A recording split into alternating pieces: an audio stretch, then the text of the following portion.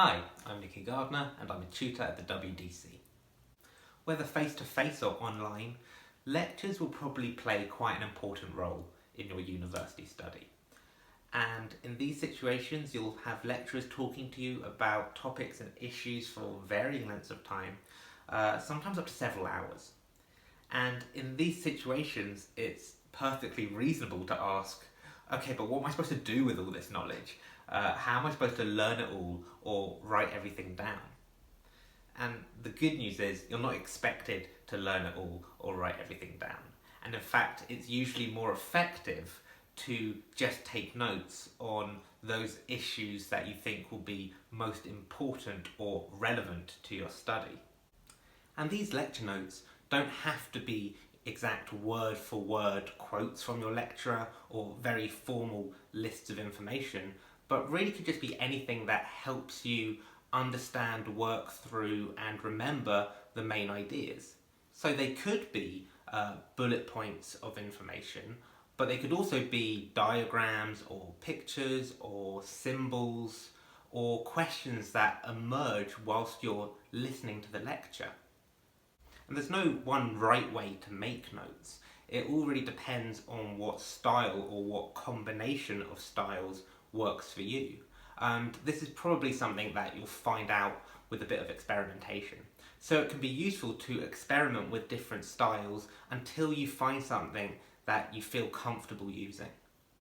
Given that a lot of these lectures will also be available online, you might very reasonably ask, well, what's the point in me writing down these notes if I can just go back to and re-watch these lectures at any time? And really there are three main benefits associated with lecture notes. Firstly, having your own personal notes is just a more usable way of packaging that information. So if you've got an assessment due or an exam coming up, rather than going back and having to re-watch the whole lecture, you can just look over your notes and remind yourself of the main ideas as well as your personal observations in relation to those ideas. And this kind of more efficient way of interacting with the content can be a real blessing when you have those deadlines looming. Secondly, making lecture notes helps us focus a bit more on what's being said, because throughout a lecture it's very easy to get distracted or have your mind wander. So giving yourself something to do can help you stay motivated and focused on the lecture content.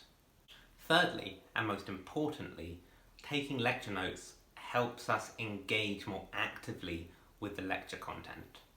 So although we could just sit and listen to a lecture and understand some of the information, maybe even learn something, it doesn't really require us to think too hard about what's being said.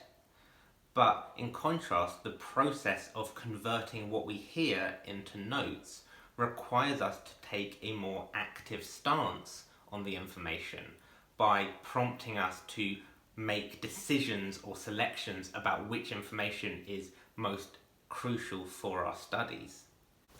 So although you don't have to note down everything that's being said, going through the processes of summarising and selecting what's important can still be quite challenging when you're trying to listen to a lecture. So sometimes it can be useful to spread that cognitive activity over a longer period of time by engaging in certain pre- and post-lecture activities. So before the lecture, you might want to try having a look at any materials that might already be available, such as possibly lecture slides or reading materials that you know are going to be discussed. And just thinking a little bit about what you want to get from the lecture and possibly predicting what you feel like the main points may be. And after the lecture, you can review your notes and have a little look at some connections between ideas that you may have missed, or think through some questions that you really didn't have time to think about in depth in the middle of the lecture. So as quite a simple rule of thumb, we might want to think about note making rather than note taking. Because when we're making lecture notes, we're not just recording information, but we're really producing learning resources that can help make our present learning and future learning a bit more effective.